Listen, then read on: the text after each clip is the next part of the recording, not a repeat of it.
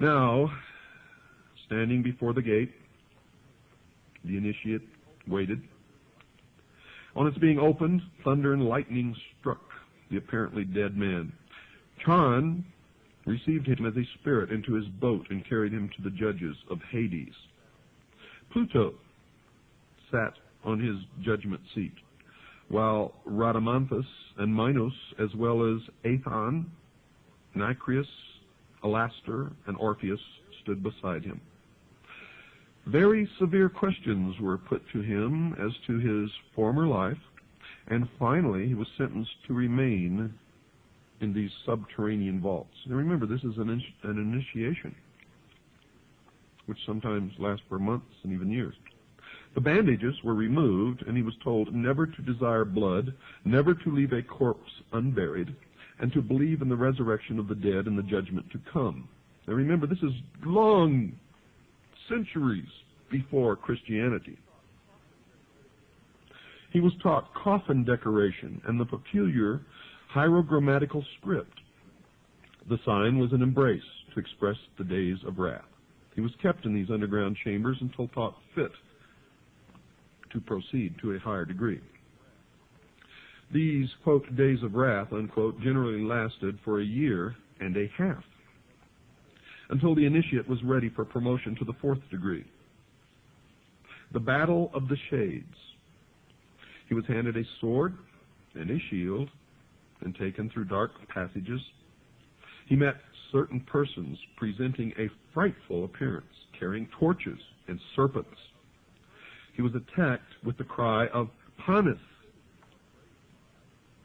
He defended himself bravely, but was always taken prisoner. His eyes were bandaged and a cord placed around his neck. Dragging him into a hall, the specters disappeared. He was led into the assembly of initiates and his eyes unbandaged. Before him, he saw a magnificent hall decorated with beautiful paintings. The king and the highest dignitary, the demiurgos, were present. All were wearing their alidai, an Egyptian order composed of sapphires. Among those present were the secretary, the treasurer, and the master of feats. The orator made a speech congratulating the new member on his fortitude. He was given a drink called scythe, which he drank to the dregs. And this was probably the ritual drink of honey or milk, water, wine, and gruel, and perhaps some hypnotic drug. He donned the boots of Anubis, took up the shield of Isis, put on the cloak and cap of Orcus. He was handed a sword and told that he must cut off the head of the next person he met in a cave and bring it back to the king. This cave was pointed out to him. Entering it, he saw what seemed to be a beautiful woman, but in reality was a model of one. Now notice it's a woman. He seized this by the hair and severed the head. This he brought back to the monarch, who praised him, telling him that he had symbolically won the head of the Gorgon, wife of Typhon, who had caused the death of Osiris.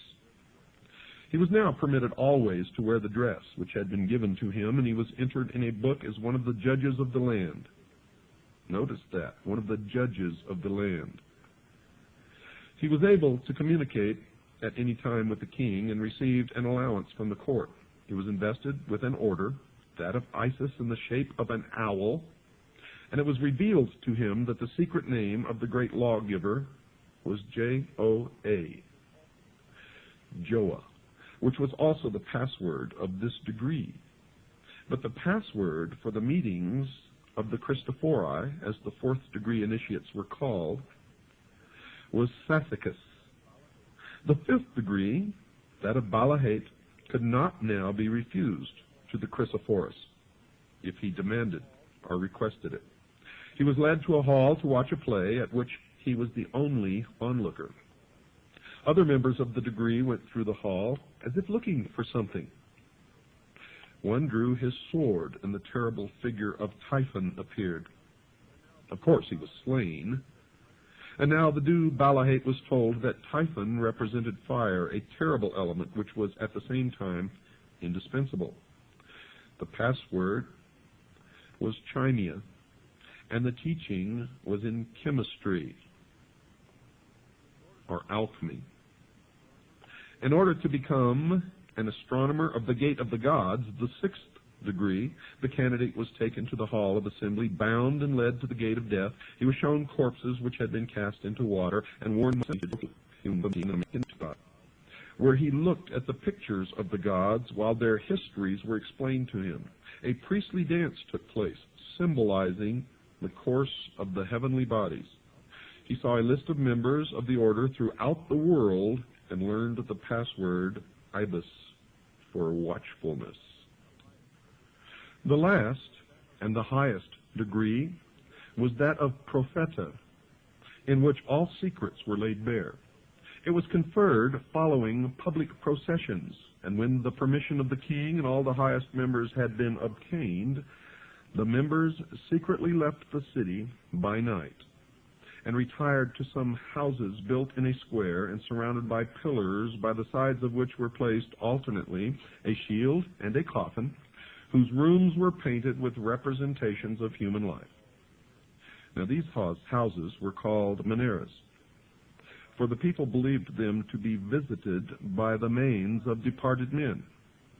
On their arrival at these houses, the new member, now called prophet, or Saphanath Tanka, a man who knows the secrets, was given a drink called oimelas, and told that now all trials were over. He received a cross of peculiar significance, which he was always to wear. He was clothed in a wide, white striped dress called itangi. The usual sign was crossing his arms in his wide sleeves. He could peruse all the sacred books written in the Ammonite language.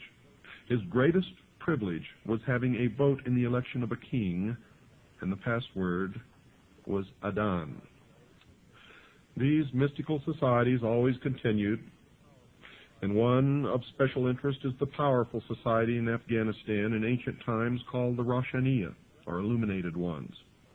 There are actually references to this mystical cult going all the way back through history to the House of Wisdom at Cairo.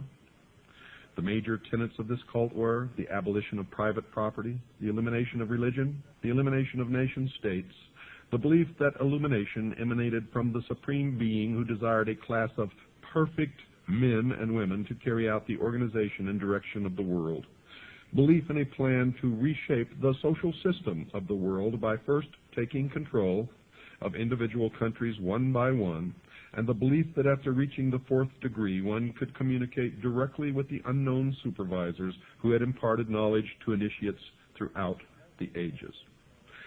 The Roshaniya also called themselves the Order. Initiates took an oath that absolved them of all allegiance except to the Order and stated, quote, "I bind myself to perpetual silence and unshaken loyalty and submission to the Order. All humanity which cannot identify itself by our secret sign is our lawful prey," unquote. The oath remains essentially the same to this day.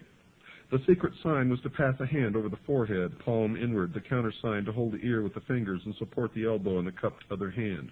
Does that sound familiar? If you sit in a courtroom in just about any city in this land, you will see those signs exchanged between lawyers and defendants and judges. And you will see that whenever these signs are exchanged, whoever initiated the exchange will usually, in fact, most often does, win the court case.